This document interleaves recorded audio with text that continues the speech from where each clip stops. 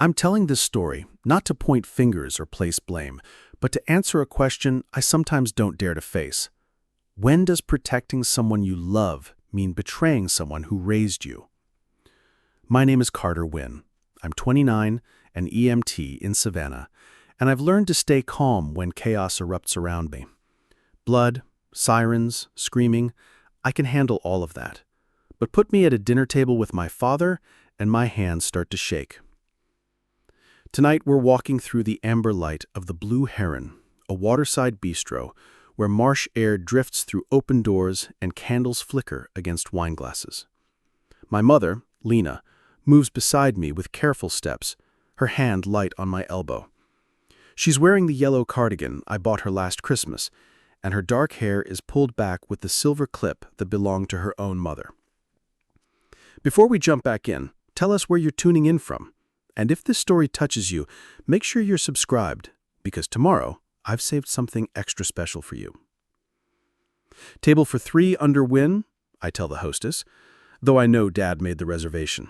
He's running late, again, which means he'll arrive in full control mode, apologizing with that practiced charm that makes everyone forget he kept us waiting.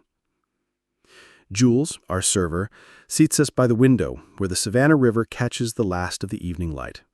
Mom settles into her chair and immediately reaches for the paper check presenter, her fingers already sketching. It's a habit she's kept, even as other routines have slipped away.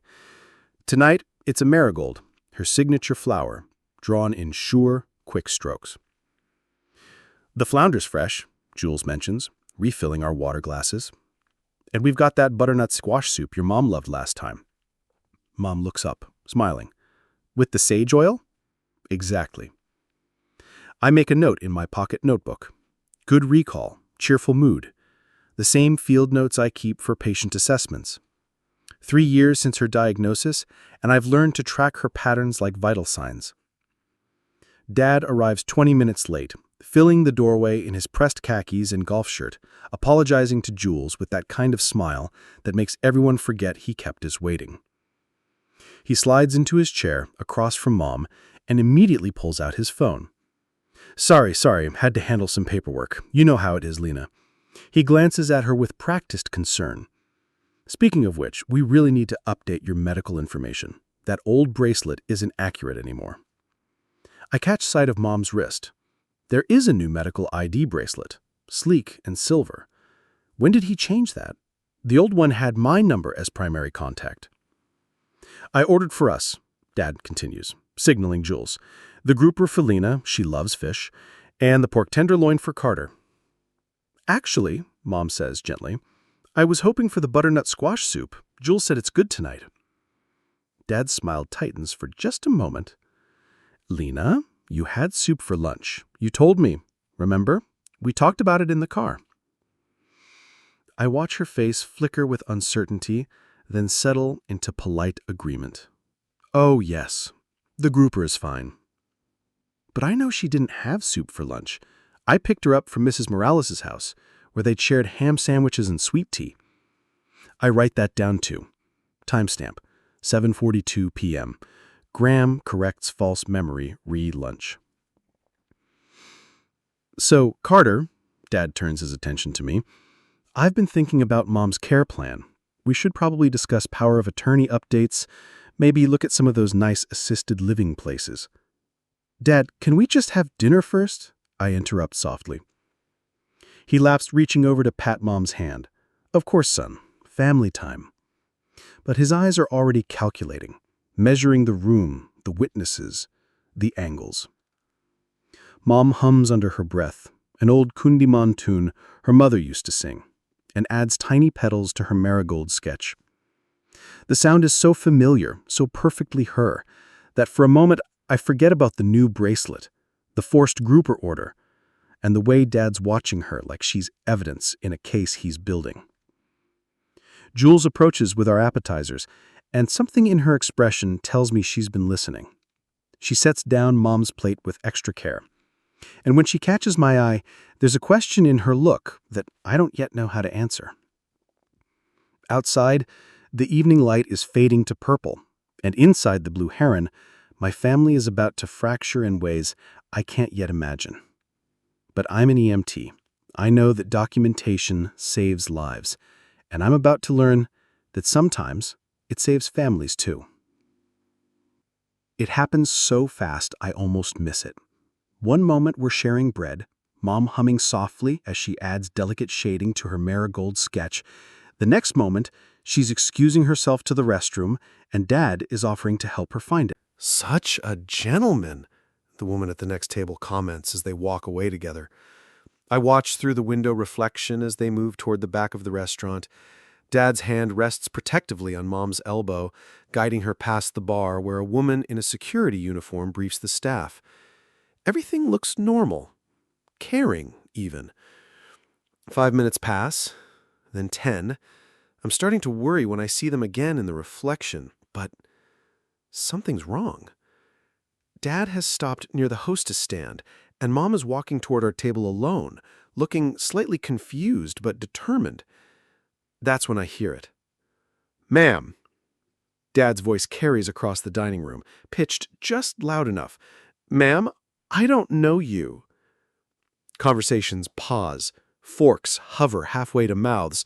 The gentle clatter of dinner service seems to hold its breath.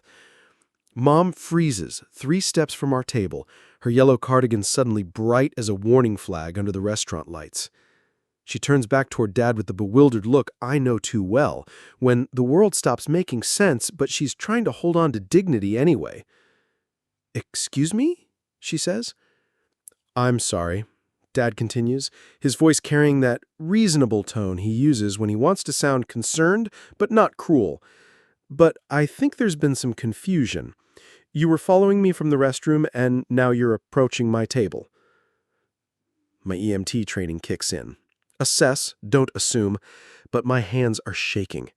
This is family chaos, the kind that used to freeze me as a kid when Mom and Dad would fight and I'd hide in my room. But Mom isn't fighting back. She's just standing there, clutching her small purse, looking from Dad to me, like she's trying to solve a puzzle with missing pieces.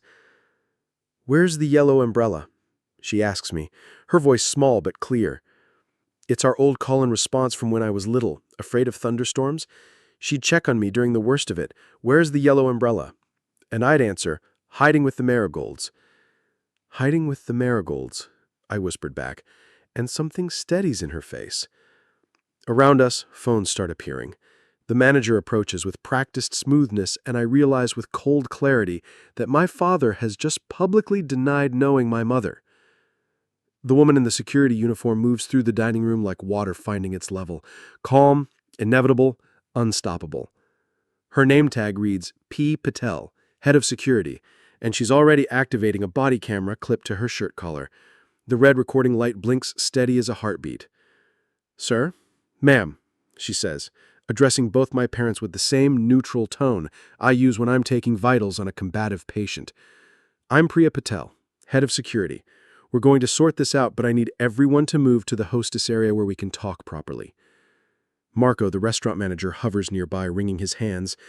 "I'm so sorry about this disruption, folks. We just want to make sure everyone's comfortable." "No disruption at all," Priya cuts him off smoothly, "just following protocol." Her eyes scan the small crowd that's gathered. "Marco, can you preserve tonight's CCTV footage? Standard procedure for any incident report." Dad's confidence falters for just a moment. "That seems excessive. This is just a confused woman." "Let's establish facts first," Priya says. And I recognize the tone. It's the same one I use when a drunk driver is trying to explain away a 3-car pileup. Professional, immovable. "Ma'am," she addresses Mom directly, "I need to see some identification. And sir, you as well." Mom fumbles in her purse with shaking fingers. I move closer and she looks up at me with relief. "Carter, I can't find—" "It's okay, Mom." The words slip out before I can stop it. And Dad's jaw tightens. "Mom?" Priya's eyebrow rises slightly. She looks between us, then at Dad. "And you are?" "Graham Wynn. This is my son, Carter." Dad pulls out his wallet with theatrical reluctance. "Look, this woman has been following us around the restaurant. I'm just trying to protect my family from what could be a dangerous situation." But Priya isn't looking at Dad anymore. She's reading Mom's driver's license. Lena Santos Wynn. Then she notices Mom's medical alert bracelet. "Ma'am, may I read your medical alert information? I need your consent." Mom nods, extending her wrist. Priya's voice is steady as she reads aloud. "Lena Santos Wynn. Early onset Alzheimer's. ICE. Carter Wynn." She looks up at me. "That's you?" I produce my driver's license and EMT badge. My hands are surprisingly steady now. "Yes, ma'am. That's my mother, Lena Santos Wynn. She has early onset Alzheimer's, but she knows me. She knows where she is." "This is ridiculous," Dad says, but his voice has lost some of its projection. "I don't know why she has my last name, but—" Jules appears at my elbow, holding something in her hand.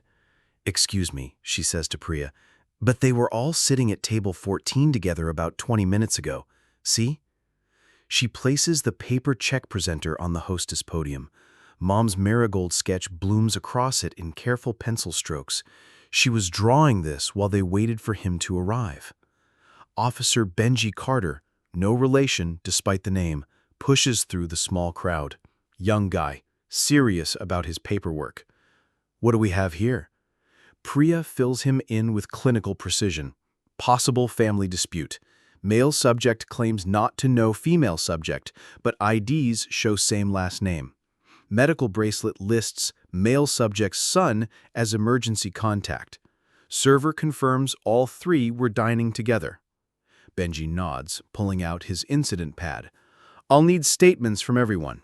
"Sir," he addresses Dad, "you're claiming you don't know Lena Santos Wynn?" "I've never seen her before in my life," Dad says, but something in his delivery is off now. Too rehearsed. Too much conviction for a simple truth. My phone buzzes, a text from Tasha, my friend who works in social services. "Body cam is gold. Get badge numbers. Get exact quotes.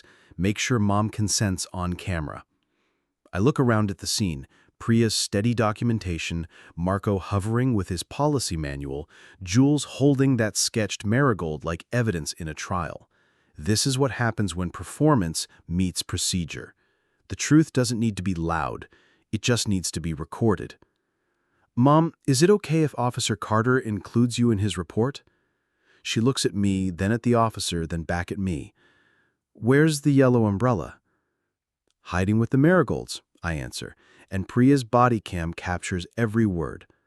I pull out my phone and start doing what I do best, documenting everything like a patient assessment. Photo of Mom's medical bracelet showing Carter Wynn as ICE, photo of the marigold sketch with Jules' timestamp notation, photo of our table receipt showing Wynn, party of 3, 7:20 p.m. "Marco," I call over, "can I photograph our seating record with your permission for the incident report?" Marco nods, producing his reservation tablet. There it is, clear as day. Wynn reservation, 7:30 p.m., party of 3, table 14. I snap the photo while Priya watches approvingly. My phone buzzes with another text from Tasha. Badge numbers, exact quotes, witness names, chain of custody on everything. "Officer Carter, can I get your badge number for my records?" 4471, he replies, scribbling in his pad. "You're documenting this for family reasons?" "I'm an EMT. Habit." I show him my certification. "Priya, your badge number 2. HP 2847. She adjusts her body cam angle slightly. "Good thinking. Chain of custody matters." Dad's getting agitated now. "This is insane. I'm telling you, this woman approached my table claiming to be my wife." "Actually, sir," Officer Carter interrupts, consulting his notes, "according to the server, all three parties were seated together initially. The seating log confirms a party of 3 under Wynn." Jules steps forward again. "I can confirm they were having a normal family dinner. She points to Mom, asked about the butternut squash soup. She nods toward Dad, told her she had soup for lunch and ordered grouper instead. Normal family conversation." I look at Jules with gratitude and make a note. Jules and Wen, server, table 14, normal family interaction, pre-incident. "Can you tell me what happened from your perspective?" I ask Mom, gently, my phone recording, with her visible nod of consent. Mom looks tired but tries to focus. We were having dinner. Graham went with me to the bathroom, but then... She trails off, confusion clouding her features.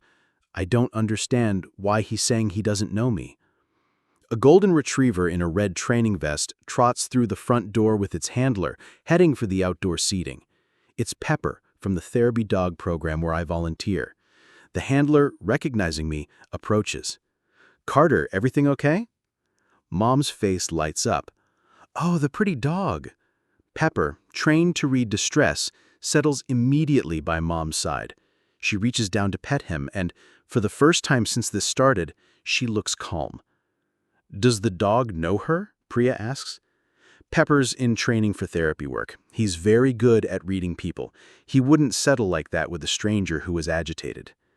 Dad throws up his hands. "A dog is not a witness." But Officer Carter is writing it all down, and I realize something beautiful is happening. Every single detail is contradicting Dad's story.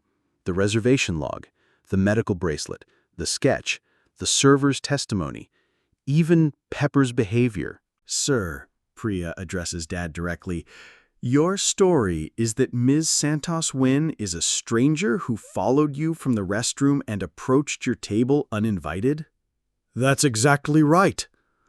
"But she's wearing your last name on her medical bracelet, has your son listed as emergency contact, was part of your dinner reservation, and has been sketching peacefully at your table for over an hour."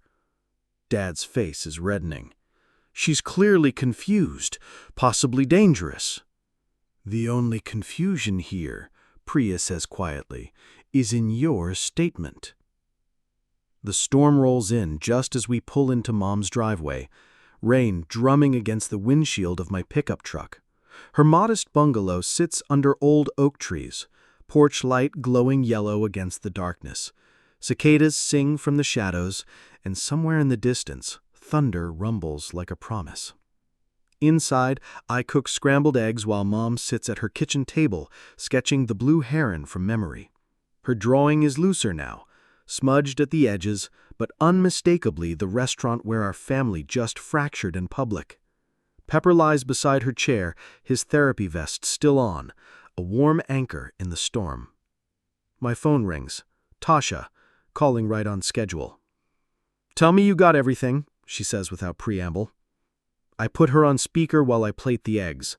Body cam footage, incident report number 2024-08-15-0847. Witness statements from server and manager, photos of medical bracelet and reservation log, CCTV preserved by restaurant. Good boy. Email addresses for all witnesses? I rattle them off while Mom eats slowly, humming that same Kundiman tune. Marco says he'll send the video files tonight, chain of custody documented. Perfect. Now listen carefully. Emergency guardianship hearings can happen fast, like tomorrow fast. We need to move. The words hit like cold water. Tomorrow? Your dad's not stupid, Carter. He knows tonight went sideways. He'll pivot to plan B, get a judge to declare her incompetent before she can contradict his story again. I look at Mom, peacefully adding shading to her sketch. She looks up and smiles at me, egg yolk on her chin. The storm sounds like home. In the Philippines, my grandmother would make us sing during typhoons to keep the fear away. Mom's having a good night, I tell Tasha. Clear, present, calm. Doesn't matter. All he needs is one doctor's note saying she's a danger to herself or others. Tonight's restaurant scene, he'll spin it as her being confused and aggressive in public. After Tasha hangs up, I help Mom to her bedroom, Pepper padding along behind us. As she settles under her grandmother's quilt, I notice a stack of unopened mail on her nightstand. Bank statements, insurance notifications, all recent, all addressed to Mrs. Graham Wynn, Guardian. My hands shake as I photograph each envelope. How long has this been going on? Carter? Mom's voice is small in the darkness. Why did your father say he didn't know me? I sit on the edge of her bed, choosing my words carefully. I think he's scared, Mom. When people get scared, sometimes they do things that don't make sense. Are you scared? I look at her, this woman who taught me to draw marigolds, who checked on me during every thunderstorm, who still hums lullabies when she thinks no one's listening.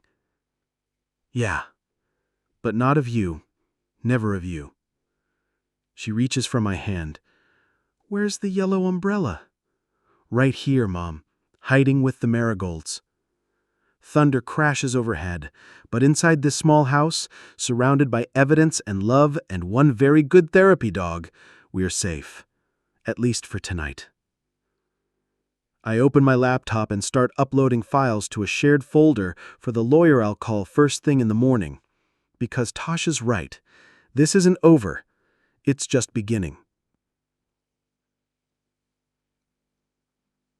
DeAndre Holt's office smells like coffee and old law books, walls lined with case binders labeled things like estate recovery and guardianship abuse. A small diffuser hums in the corner, filling the air with something that smells like clarity. He's younger than I expected, maybe mid-30s, with the kind of stillness that comes from listening to too many family horror stories. Show me everything, he says, settling behind his desk with a yellow legal pad. I spread out the evidence like items from a trauma kit. Printed photos, incident report copy, Marco's email with video attachments, screenshots of the bank notifications. Body cam footage is excellent. Neutral witness, official documentation, your mother clearly responding to family cues. What's your father's financial access to her accounts? I pull out the bank letters I photographed. It looks like he's been making changes for months, added himself to her accounts, updated beneficiaries, initiated insurance policy modifications. Without her consent? I don't know. Maybe when she was having a bad day, confused about paperwork. DeAndre's pen stops moving. Carter, that's not consent. That's exploitation. He looks up at me with the same expression Priya had. Professional, but kind. What your father did last night wasn't an impulse. It was a performance. He's been setting the stage for months. The words hit harder than I expected. You mean he planned it? The restaurant scene? Probably. Get her labeled as confused and potentially dangerous on an official police report. Creates documentation he can use in emergency guardianship proceedings. DeAndre pulls out a thick folder. I see this pattern constantly. Isolate, discredit, then swoop in as the responsible family member. My phone buzzes. A text from an unknown number. Carter, this is Shay, your aunt, Graham's sister. Heard what happened. Call me. I show DeAndre the message. Dad's estranged sister. They haven't talked in years. Call her, now. Put her on speaker. Shay answers on the first ring, her voice gravelly, like she's been smoking for decades. Carter? Jesus, honey, I saw the video. Someone posted it on Facebook. The video? From the restaurant. Your mom doing that call-and-response thing with you while your father stood there looking like a damn fool. It's gone viral in the family group chat. DeAndre leans forward. Ms. Wynn, this is DeAndre Holt, Carter's attorney. Do you have any documentation of Graham's plans regarding Lena? Shay laughs bitterly. Honey, I've got emails going back 6 months. Graham bragging about how he was going to handle the Lena situation. I've got texts where he literally says, if she looks unstable in public, the judge will have to give me full control. My stomach drops. He said that? In writing, to multiple people. Your father was always too smart for his own good. Shay's voice softens. I'm sorry I didn't warn you, Carter. I thought it was just his usual bullshit. I didn't think he'd actually go through with it. DeAndre is already drafting something on his computer. Ms. Wynn, can you forward those communications immediately? We're filing for a temporary restraining order this afternoon. Already doing it. And Carter, your mom deserves better than this. We all do. After she hangs up, DeAndre prints out forms for my signature. Emergency protective order, contest of any guardianship petitions, freeze on any unilateral financial changes. This body cam footage, combined with your aunt's communications, shows clear intent to manipulate the system. I sign my name on line after line, each signature feeling like choosing a side in a war I never wanted to fight. But as I watch DeAndre work, precise, methodical, relentlessly focused on protecting the vulnerable, I realize something important. This isn't about choosing sides. It's about choosing truth. The process server finds Dad at his golf club. I know because he calls me 37 times in the next hour, each voicemail escalating from confusion to rage to the kind of wounded animal desperation that makes my EMT instincts kick in. Carter, son, what have they told you? Your mother needs help, real help, and you're letting lawyers poison your mind against the man who raised you? I delete them without listening to the end. His Facebook post goes up that evening. A photo of him and Mom from their anniversary last year, her smiling in his arms. Heartbroken tonight. My wife's illness has progressed to the point where she doesn't recognize me. Our son has been convinced by predatory attorneys to file legal action against his own father. Please pray for our family during this difficult time. Hashtag Alzheimer's is a family disease. Hashtag pray for Lena. The comments pour in. So sorry, Graham. Lawyers are vultures. That poor woman. 3 aunts and 2 cousins share it within an hour. My phone starts ringing. Family members who haven't called in years suddenly want to talk. Uncle Pete, concerned. Cousin Melissa, offering to mediate. Aunt Joyce asking if I'm thinking clearly during such a stressful time. But then Jules texts me. Working tonight, someone dropped this off for you. Photo attached. The original marigold check sleeve carefully preserved in a clear folder. Told your dad I'm charging him for the paper art if he wants it back. But seriously, happy to write a statement about what I saw that night. My manager has the witness forms ready. Mrs. Morales knocks on Mom's door the next morning. Mijo, she says, settling into the kitchen chair where Mom usually sketches. I've been keeping notes. She opens the folder to reveal pages of handwritten observations. Lena walked to mailbox 7:30 a.m. Steady gait. Waved to me. Remembered my cat's name. Lena confused about day of week but knew to water plants. Lena asked about my grandson's baseball game. Remembered he plays third base. 3 months of notes, Mrs. Morales explains. I was a nurse for 40 years. I know the difference between someone who's dangerous and someone who's just lost in time sometimes. Priya calls that afternoon. Chain of custody is locked down on the body cam footage. Your father's attorney requested a copy, which tells me they're not disputing what happened. They're going to try spinning it. How? Probably claim your mother was having an episode, that he was trying to de-escalate. But the timestamps don't support that narrative. She was calm, oriented to you, responded appropriately to questions. Officer Benji adds a supplemental report that same day. Follow-up investigation reveals subject Lena Santos Wynn has no history of public disturbances, aggressive behavior, or police contact. Medical bracelet information verified accurate. Family dynamic appears stable except for male subject's claims. But Dad's not done. He files for emergency guardianship that week, claiming Mom is a danger to herself and others following a public incident where she became confused and combative in a restaurant. DeAndre calls me immediately. He's fast, I'll give him that. But he's also sloppy. The body cam footage directly contradicts his petition.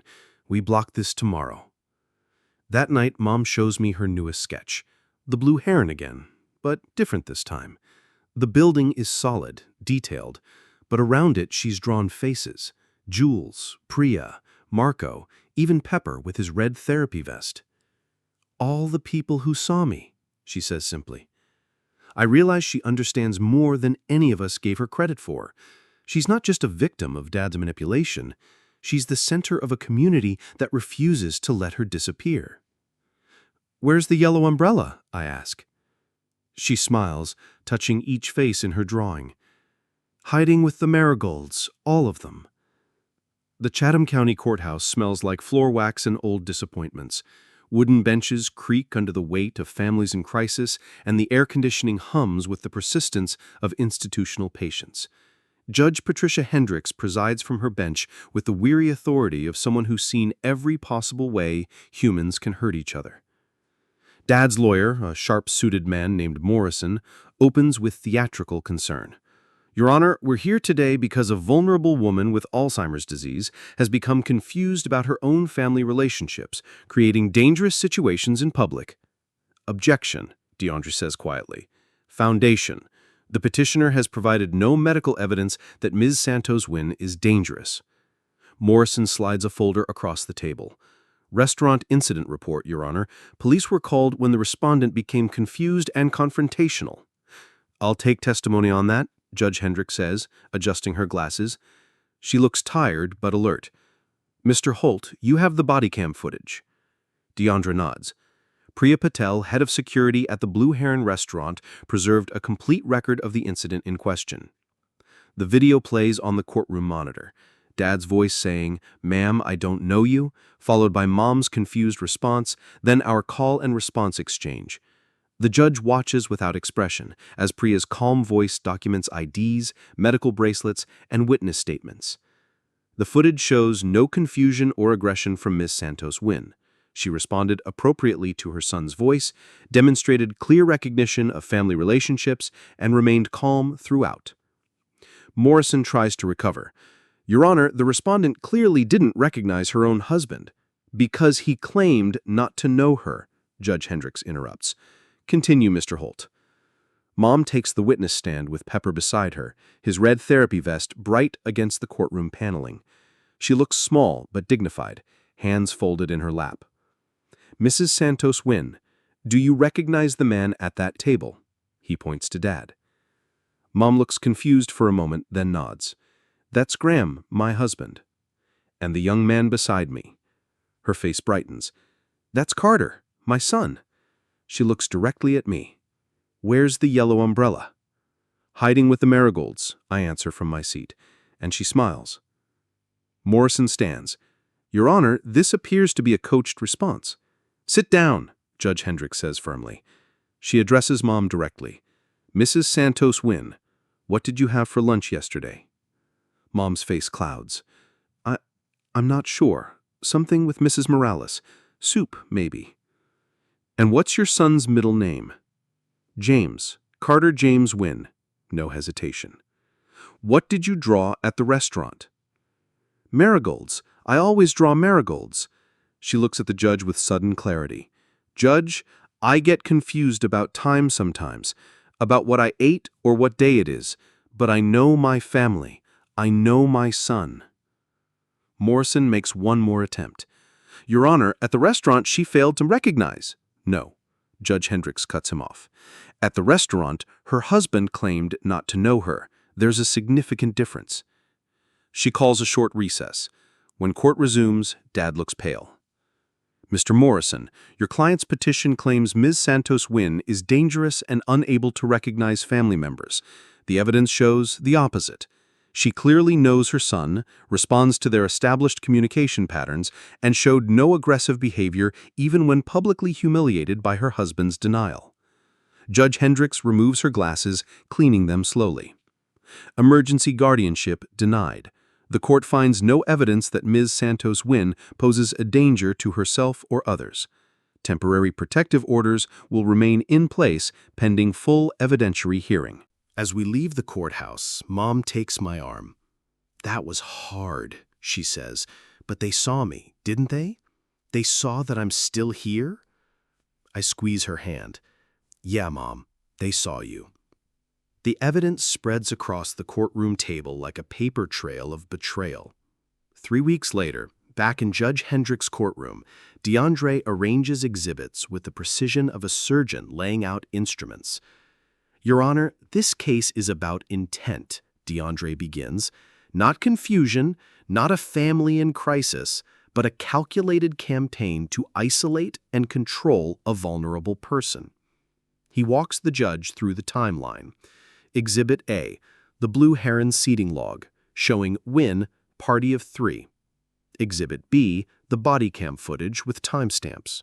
Exhibit C, Mom's medical bracelet showing me as ice contact. Exhibit D, Jules's marigold-sketched napkin. The respondent was not confused about her family that night. The petitioner was performing confusion for the cameras. Morrison objects, but Judge Hendricks waves him quiet. Continue, Mr. Holt. Exhibit E, DeAndre continues, producing printed emails. Communications between petitioner and his sister Sharon Wynn over 6 months preceding the incident. He reads aloud in the same calm voice he uses for everything. Graham Wynn, March 15th. Getting Lena declared incompetent is the only way to protect her assets. March 22. If she looks unstable in public, the judge will have to give me full control. April 3rd. The restaurant thing might work. Lots of witnesses to document her confusion. The courtroom is dead quiet, except for the air conditioning's steady hum. Dad's face has gone gray. Exhibit F, DeAndre continues, producing printed emails. Communications between petitioner and his sister, Sharon Wynn, over 6 months preceding the incident. Marco testifies about preserving the CCTV footage, his voice steady despite his obvious nerves. Standard policy for incidents involving police. The footage shows normal family conversation until the male subject began claiming not to know the female subject. Jules takes the stand with the original napkin in a protective sleeve. She drew while they talked, peaceful.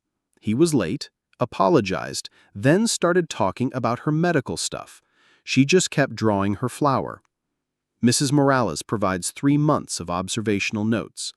Lena waters her plants every morning at 7:30. She gets confused about dates, but never about people she trusts. Never aggressive, never dangerous. Morrison tries cross-examination, but each witness is unshakable. Priya's professional documentation, Officer Benji's neutral incident report, Shay's damning emails.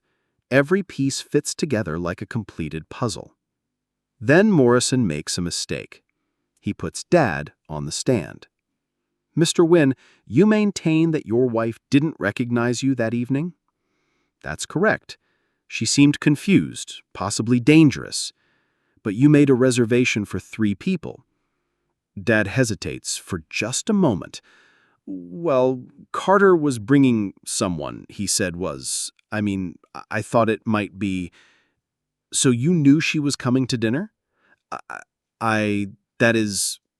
Morrison tries to redirect, but it's too late. Dad's composure cracks completely. Look, she's sick, okay? She needs help. I was trying to protect everyone by having her properly evaluated. By publicly humiliating her? Asks DeAndre on cross-examination. By creating a record of her condition. The courtroom erupts. Judge Hendricks bangs her gavel, but Dad keeps talking. You want to know the truth? She's got money in a trust I can't touch, and I've been paying her medical bills for 3 years. Someone needs to make the hard decisions. Your Honor, Morrison pleads, my client is understandably emotional. But Judge Hendricks has heard enough. The court finds clear and convincing evidence of financial manipulation and emotional abuse. All unilateral account changes are voided. Mrs. Santos Wynn retains full decision-making authority with supported decision-making services. Mr. Carter Wynn is appointed primary advocate. Mr. Graham Wynn's contact with his wife will be supervised only. As the gavel falls, I realize that sometimes the truth doesn't need to be loud or dramatic. Sometimes it just needs to be documented, preserved, and presented by people who care more about facts than performance. Dad's performance is over. Mom's real life can begin again. 6 weeks later, we're back at the Blue Heron's riverside deck, sharing hush puppies while the Savannah River catches the evening light. Mom sits across from me, sketching again. This time it's Pepper, who is officially graduated to be her therapy companion. His red vest gleams in the golden hour, and his tail thumps against the dock planks whenever she looks his way. Table 14's becoming famous, Jules says, refilling our sweet tea with a grin. I've had 3 reporters ask about the marigold incident. Marco's thinking about framing your mom's original sketch. Mom looks up from her drawing, confused. Why would anyone want to frame my doodles? Because they hoped save you, I tell her gently. She considers this, then returns to shading Pepper's ears with careful strokes. I suppose every flower needs good soil to grow in. Marco stops by our table with a complimentary slice of key lime pie. On the house, he says, for the family that taught us how important it is to really see people. In my pocket notebook, the same one where I documented that terrible night, I write, Day 43 post-incident. Mom oriented to place and people who matter. Pepper responds to her commands. Drawing skills, steady. Surrounded by community that recognizes her worth. Mrs. Morales has become Mom's walking companion. Tasha helps coordinate her medical appointments. DeAndre checks in weekly, but mostly to chat about Mom's art. Shay drives down from Atlanta every other weekend, bringing stories and guilt casseroles that somehow taste like forgiveness. Carter, Mom says, looking up from her sketch, what was that thing you used to say about fixing people? I smile, remembering an old conversation from my EMT training days. I used to think my job was to fix what was broken, but Pepper taught me something better. She waits, pencil poised. Sometimes the best thing you can do is just sit with someone until they remember they're not alone. Mom nods and adds a small marigold in the corner of Pepper's portrait. Her signature, her proof of presence, her way of saying, I was here and I was seen. As the sun sets over the water, the restaurant's string lights begin to glow. Not red recording lights this time, but warm golden ones that turn the riverside deck into something magical. A place where families can heal, where truth can grow, and where a woman's dignity can be restored one careful sketch at a time. Where's the yellow umbrella? Mom asks, watching the lights reflect on the water. Right here, I answer, touching her hand, hiding with the marigolds.